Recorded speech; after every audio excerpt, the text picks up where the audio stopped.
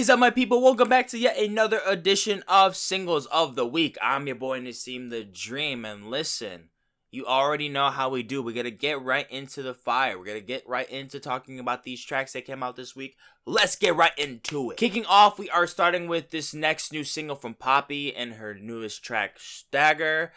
This time we're kicking it with a little bit of a mellow side to the song, throwing it in some acoustics, some pianos, and some ambience of the song, with Poppy singing much more softer than she normally does in her recent stuff. But I think overall she sounds pretty good on here. The instrumentals are decent. I'm genuinely enjoying her singing. I thought everything blended together very naturally. I'm liking this one a lot. It's worth a listen. And then we have a new track from metalcore band Make Them Suffer out with their newest single, Doomswitch. So, you know, the formula, it's there for sure for metalcore music, and it's what I normally really go for and really like to hear when it comes to double vocalists, like one screaming and then one is providing the melodics, typically at the chorus. And it's pretty much, I would say, recycled compared to the band's other familiar songs. Like, it's very similar in a lot of ways, structure-wise. But, I don't know, it's not really connecting with me so much. I don't really see much standing out to me, me personally. I don't really have that much on here standing out to me. This is just a reused sound selection, and they just really don't provide anything new and unique for this song. I mean, there's a cool switch up towards the end of it that I think is pretty interesting, but I don't know. I can possibly see this growing on me in the future, but right now I just don't see the fire lasting that long. Next, we got Alexander23 teaming up with producer Kenny Beats for the track Ill.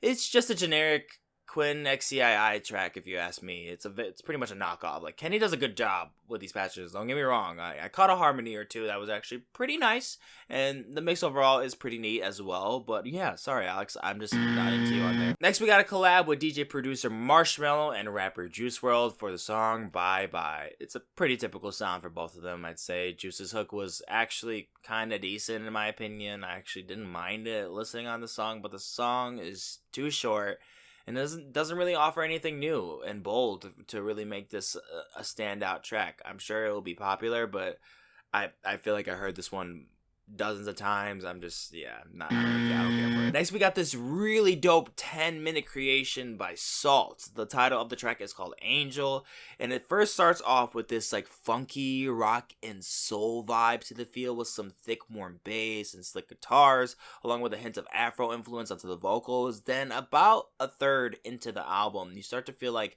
there's basically 3 chapters in here, and then it starts with this piano ballad that is just absolutely stunning to listen to. The singing sounds fantastic on this, and then right when we get into the third sequence, which I really view as like the third chapter, rises a blues transition, and it is gorgeous. It is yet another gorgeous moment on this song with great aesthetic of blues music, might I say. It's amazing. It sounds so rich on here. I love the way the band creates this 3-part section on the song.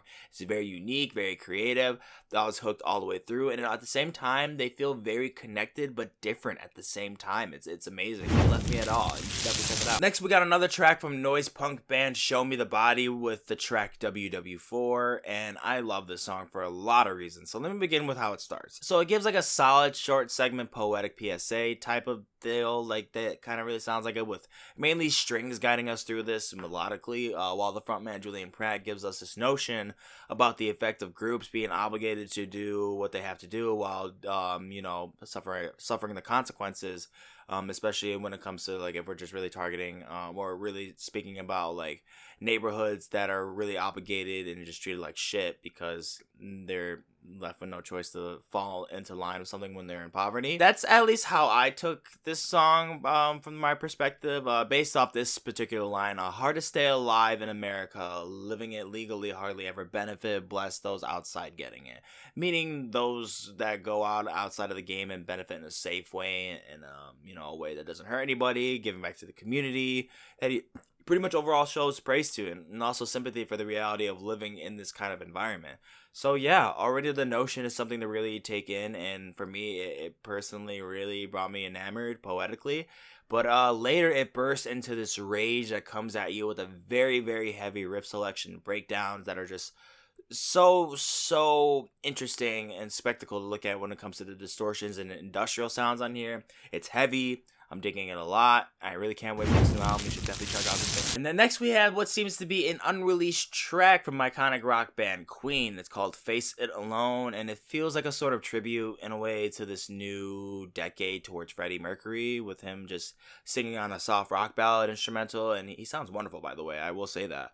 But I wouldn't really call it a hit necessarily. Like, sure, it's a nice track to hear. It's really nice to hear Freddie Mercury on a verse that you haven't heard before. It's something new, and it's really nice to see the Queen approve with this coming out. But with something out of archives like this, it's just kind of one of those tracks that's just overall okay to me. Next, we got heavy metal band Gojira out with a brand new track. It is called Our Time Is Now. It's sick. It's heavy, sick ass riffs, interesting transitions into interesting breakdowns. Love it. You gotta try it. Next is this brand new Girl in Red track called October Passed Me By. Indie pop singer songwriter, if you're not familiar with her. So normally I'm not much of a fan of her stuff, but I'll give her a break on this cut. Like, I thought it was overall just okay. Like, there's some unwanted distortions in the beginning that I just don't think were great. I'm not really sure if they were even intended, to be honest with you, and maybe a little bit too much reverb at certain points. But there's some great harmonies on here that I really was interested in, and the instrumental, it's basically a simple acoustic, but I think overall it's okay. It doesn't bother me at all, and the singing is a lot better overall normally, and so yeah, I'm okay with this one. All right, and then we got alternative hip hop rapper Ferreira out with this track Hours. Hell of a beat. Very sick production, many cool ideas brought into this track. Pretty good flow from Ferreira as well. Very nice to see. Great contrast from the bass to treble. It's gonna get the flames for me for sure. Next we got this Lil Yachty track, and it's called Poland. This song is just goofy. It's artificial vibrato for the entire length of the track, and it's just, that's it. It's goofy, bro. Then next we got this new Madison beer song with the song Showed Me How I Fell in Love With You. This one isn't really too bad, I'd say. It falls in line with some like soft pop balladry of like, you know, basic notion of falling in love, and that typical shit that you pretty much hear all the time. Not bad on here though. I thought the singing was overall okay. I didn't mind the instrumental either, being this mellow and subtle. It's kind of nice at some points. Overall, it's not bad. Then there's Ethan Bortnick, a pop artist I am not really too familiar with. I don't think I've ever heard anything from this man. So this track is called Arsonist, and honestly, this isn't too bad.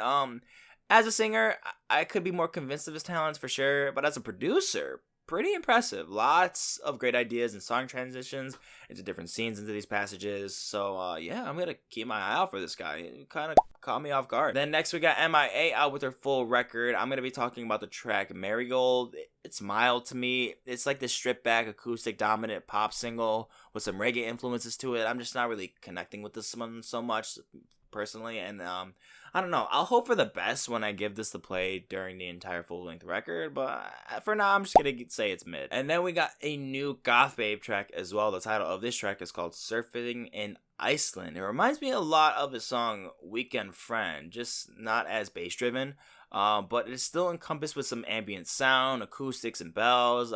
If it was a bit more unique, I think I'd give it the green, but I don't really find it on here. It really sounds like a duplicate track. Recycled writing. I'm gonna choose the yellow. Then there's some new Black Youngsta out with the track More Than a Man. I'm having a hard time staying in sync with this flow, dude. It's crooked. It's very sloppy. Like it's bothering me, as well as the vocal mix. It's just not. It's cheap. It's rushed. I don't like it. And then we have another singer-songwriter, Emily Watts, with a cover of Harry James' It's Been a Long Time. The singing, Christ, there is so much damn background noise going on in this song. It is mind-numbing. It is absolutely irritating. Like, it distracts from everything going on, from her singing, from the acoustics, and like from the true dominant backgrounds that should be there, that should be subtle, and they're not. And it literally sounds like a raw and dry cut of a recording, and yeah, it bothers me way too much. The hissing sound is all over this. It's bad. The next up is Japanese sludge metal band Boris out with the track Blood Red. I thought the song was off to a really great start, hitting us right into the face with some doom metal inspirations, very heavy guitar lines on this, but I don't know.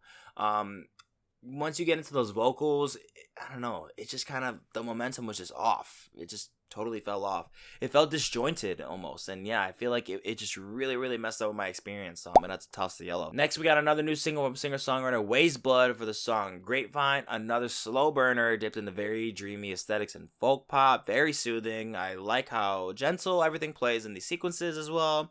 It's very sweet to the ears. I really enjoyed this one for the most part. It's very pretty. It's very gorgeous. Very lush. Weyes Blood does again. I like it. Then next we got glitch experimental hip hop group Clipping and Slikback for the song A Clipping Story. And so, if you don't know this group, this is a wild hip hop group. Definitely check them out if you're willing to try out some new and crazy things. But yeah, in terms of this track, crazy distortion patterns, a lot of different ways. They use different elements into horror, into their music, as well as like in terms of like how they really design some of the sound effects, the synths, the background effects. It's gnarly. It's very in your face, very aggressive. It's pretty dope. Alright, and I did react to 2 tracks for this weekend. So first, I am gonna talk about this new Blink 182 track very shortly. Guys, make sure you go check out the reaction of Blink 182's newest song, Edging. Overall, I thought it was just okay. It's to their sound. It's a great fan service, and overall it's just okay. You should definitely go watch the video for the full breakdown. And then closing off this week singles of the week, I have to give some praise to this new 1975 single that's along with the entire record is out right now. I really did dig this track. Out of all the ones that came out so far in the single batches, I really did like this one. This one really connected with me. I love the utilization and the sound effects and selections. I feel like were just utilized to a T perfectly. Like nothing was overused, and for a live version, like I can't wait to hear the studio version. Still haven't heard it, and yeah, I like the song. Go check out this reaction as well. And that is it for this week's singles of the week, guys. Thank you so much for watching the video. If you enjoyed, go and like, share, comment down below, and if you're not already, subscribe to the channel down in the description. Don't forget to hit those links to check out the songs yourselves, and let me know in the comments below what you guys thought of it, and I'm gonna catch you in the next one. Dope.